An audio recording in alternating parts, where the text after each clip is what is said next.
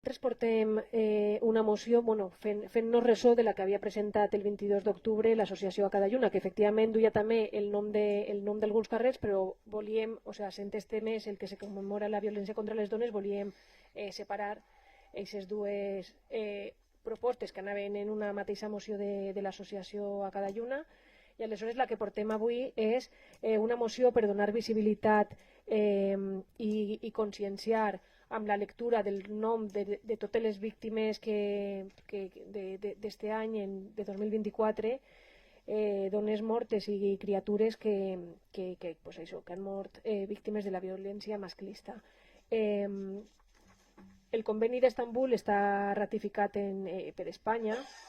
i entre els seus objectius té protegir les dones contra totes formes de violència, previndre, perseguir i eliminar la violència contra les dones i la violència domèstica,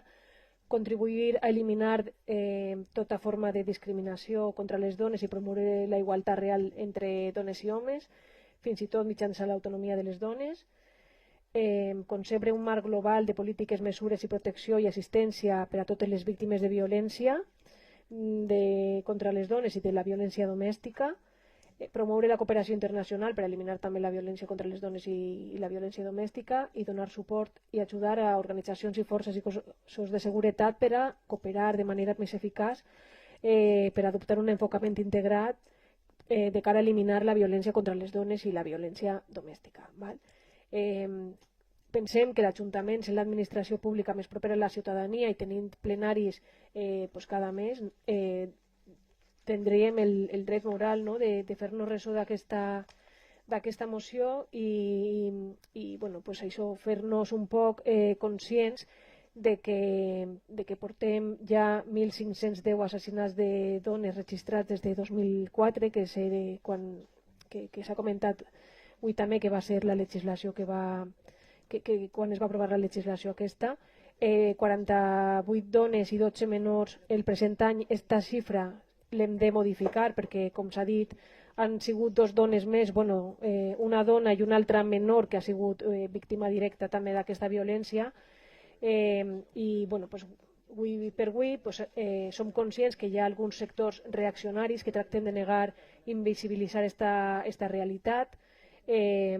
i que hem de demostrar que la lluita contra la violència masclista ha de ser un eix transversal en la nostra actuació com a persones en càrrecs públics, i hem de lluitar, perquè les xifres de dones mortes i xiquetes que siga cada volta menor, i en qualsevol cas això sí que volíem fer lectura de totes les víctimes d'este any 2024,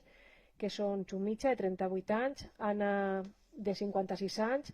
Anastasila, de 28 anys, Fátima, Nos de parece 40. una idea fenomenal el reconocimiento a las víctimas de la violencia machista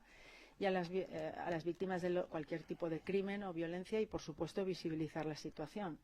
No obstante, estamos en contra de esos listados, en el sentido de que parece que estar incluido en ese listado te hace como una víctima de primera categoría respecto de otras víctimas que no están en el listado. Esos listados, me imagino que los elabora el Ministerio de Igualdad del Gobierno de España, y estamos en contra de algunas de las ideas de esa ideología de izquierdas en las que se promulga el hermana yo sí te creo, volvemos borrachas y solas. ¿Alguna cuestión al respecto? Sí. Yo creo que debatido. Sí, No, sí que vull contestar, claro. Pues dígame. És que com se temíem, qualsevol excusa peregrina, jo què sé, juntant xurras con merinas, de l'estil que fa sempre la senyora Lurueña, els hem donat l'opció de poder esmenar en veu, esta moció, perquè ser víctima és un drama en qualsevol circumstància, i la violència de gènere és una xacra social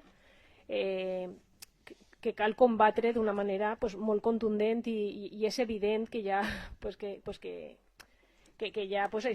una desigualtat que provoca estos assassinats. Aleshores, bueno, pues no entenem la negativa que puga tenir el Partit Popular de Godella a assumir esta moció, sincerament.